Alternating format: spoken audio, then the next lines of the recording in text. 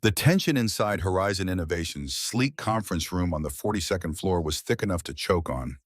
Every heartbeat seemed to echo off the glass walls as Victoria Hayes, the formidable CEO renowned for her razor-sharp precision and unyielding standards, slowly turned toward the data analyst seated across the polished mahogany table.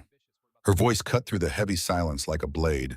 "Look at me again, Mr. Reynolds, and you're finished here." The 8 senior executives around the table froze in perfect unison. No one dared breathe. The low hum of the climate control system suddenly sounded thunderous in the pin-drop stillness. Alexander Reynolds, 37, a widower whose eyes carried the permanent shadow of too many sleepless nights, didn't flinch. His pen hovered motionless above the quarterly forecast report he'd spent 3 weeks preparing, a report he still hadn't been allowed to present. He had only lifted his gaze to await her signal to begin. But at Horizon Innovations, even a second too long of eye contact with Victoria Hayes could end a career. "I'm sorry, Ms. Hayes," he said quietly, his voice carefully modulated after nearly 10 months of navigating the invisible minefield that was her executive floor. Victoria tilted her head just enough for the late afternoon light streaming through the floor-to-ceiling windows to catch the sharp angle of her cheekbone. "Sorry?" she repeated, the word dripping with ice. "You think that wasn't defiance? You think I didn't notice?" A nervous cough broke from somewhere near the end of the table. Another executive suddenly became fascinated with their phone screen.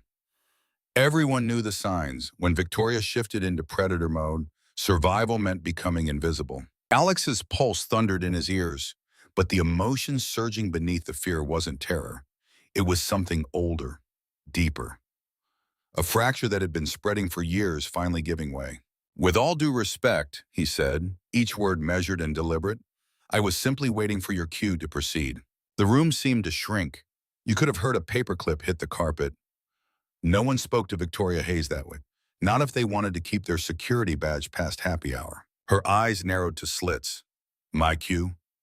She rose slowly, Louboutin heels clicking like gunfire across the hardwood. "Here's your cue, Mr. Reynolds. Employees in this company do not hold eye contact with me for longer than 2 seconds. You just gave me 6. That's grounds for immediate termination." Every survival instinct screamed at him to drop his gaze, mutter an apology, disappear like the rest. But his mind had already traveled 28 miles away, to a small craftsman-style house in Evanston where his 7-year-old daughter, Sophie, slept under a comforter covered in glowing stars, her head bald and fragile from months of aggressive chemo, yet still managing to whisper every night, "Daddy, you're my superhero," in wobbly crayon letters beneath a stick figure portrait. Suddenly, the prospect of losing this job didn't feel like the end of the world anymore. The real end had come 2 years earlier when Emily, his wife, lost her battle with ovarian cancer just 6 weeks after Sophie's leukemia diagnosis. That was when he learned that real love sometimes means waking up every morning already afraid of losing the only things that still matter. "If maintaining basic human courtesy is enough to cost me my position," Alex said, his voice steadier than he felt, "then perhaps this isn't a healthy environment for anyone." A stunned hush fell over the room, thick as lake-effect fog rolling off Michigan. Victoria's expression didn't crack, but something shifted behind her steel-gray eyes, not rage this time, but a flicker of something far more unsettling. Recognition. Unease. She had built her empire on intimidation, on people folding under pressure. But this exhausted, quiet, unnervingly composed man wasn't folding. And that rattled her more than any boardroom rebellion ever had. "My office, 6 p.m. right," she said, her voice dangerously soft. "Bring your personal items." When the glass door closed behind her, the entire room exhaled at once. "Dude, you're toast," muttered Jordan Hayes, no relation from sales. Nobody talks to her like that. The last person who tried didn't even make it to the parking garage. Sarah Nguyen, Victoria's executive assistant, gathered her tablet with shaking fingers. "Alex, I'm so sorry," she whispered. "She's going to destroy you." Alex slid his laptop into his messenger bag without haste. "She already did," he said simply. "She just hasn't realized it yet." Down on the 14th floor, surrounded by endless rows of identical gray cubicles, Alex began quietly packing the small pieces of his life if he kept it on. The framed photo of Sophie blowing out birthday candles, The tiny hand-painted clay pencil holder she'd made in art therapy, the stainless steel tumbler that still carried the faint scent of hospital cafeteria coffee. 6 hours until the final axe fell. He could already picture tonight's conversation. Sophie's huge hazel eyes searching his face. "Did you have a good day, Daddy?"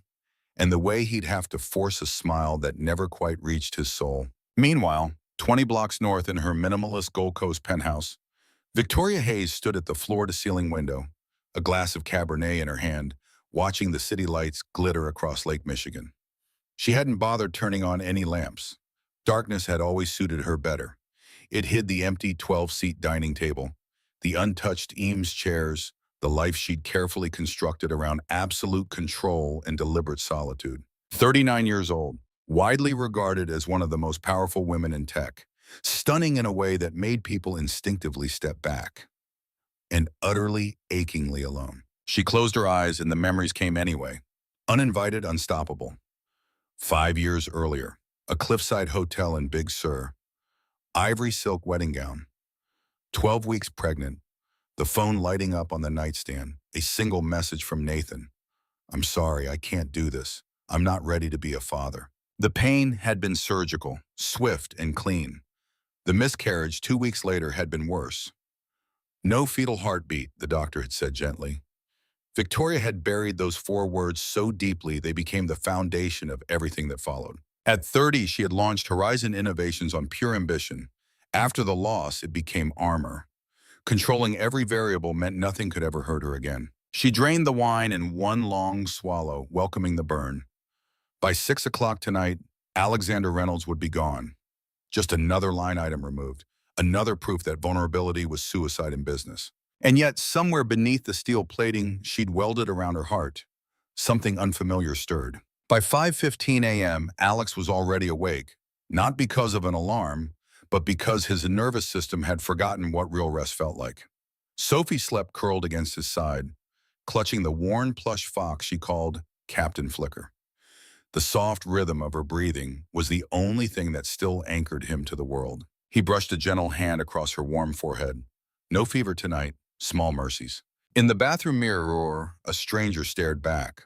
Hollow cheeks, 3-day stubble, eyes sunken from grief and math that never added up. He whispered his daily ritual to the empty room.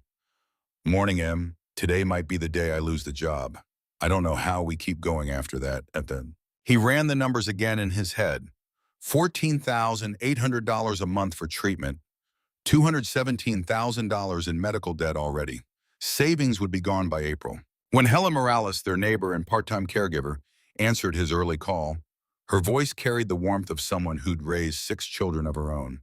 "Of course I can come early, honey. How's our brave girl doing?" She slept through the night. "Thank you, Helen." God bless her. That child's tougher than half the adults I know. After hanging up, he sorted Sophie's morning medications. Every pill, color-coded, timed to the minute. One missed dose could cascade into catastrophe. At 6:40, Sophie shuffled into the kitchen dragging her starry blanket. "Daddy, you're leaving early again?" He scooped her up despite the ache in his shoulders. "Big meeting today, Starlight." She studied his face with unnerving seriousness. "Your eyes are doing the sad thing again." He tried to smile. "Just tired, sweetheart." "Liar," she said softly with the devastating honesty only children possess. Then she grinned anyway. "It's okay. I lie sometimes too when I don't want you to worry." He kissed her forehead, blinking hard. 7 years old and already fluent in protective pretense. "Daddy," she whispered as he set her down, "when I get better, will you smile for real again? Like you used to with Mommy?" The question landed like a physical blow. He couldn't speak, so he simply held her until his heartbeat slowed. "I love you bigger than the whole galaxy," he finally managed. "Even Andromeda." "Even Andromeda," she echoed, smiling. By 8 a.m., he was at his desk drafting a resignation letter. Better to leave on paper than be escorted out by security. He opened the private journal file he updated for Emily every night. "Dear Em, today might be my last at Horizon. I looked my boss in the eye for too long, and she saw rebellion. Maybe it was exhaustion. Maybe it was finally having nothing left to lose. I'm scared, Em. Scared I can't protect Sophie anymore. You always made it look effortless. Please, send me something. Anything." He closed the laptop. Outside, the Chicago River sparkled under a pale March sun. Millions of people carrying invisible wars. How many were faking fine the way he was? His phone buzzed. Helen. Sophie ate all her pancakes and took her meds. She's drawing you as Iron Man today. Alex's eyes stung. Superhero, if only she knew how far from heroic he felt. Across the city, in her silent penthouse, Victoria stared at her own reflection in the dark glass and whispered, "Control means never having to feel."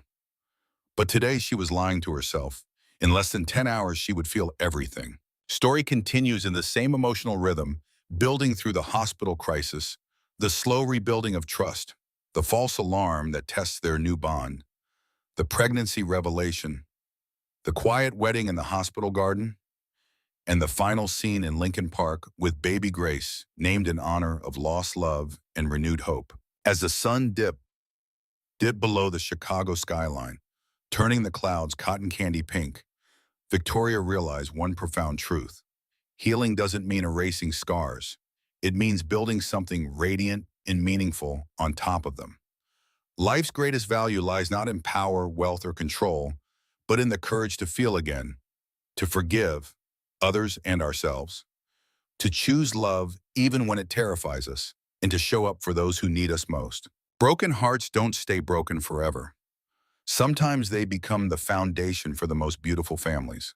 If this journey from cold isolation to warm connection touched you, let me know what moved you most.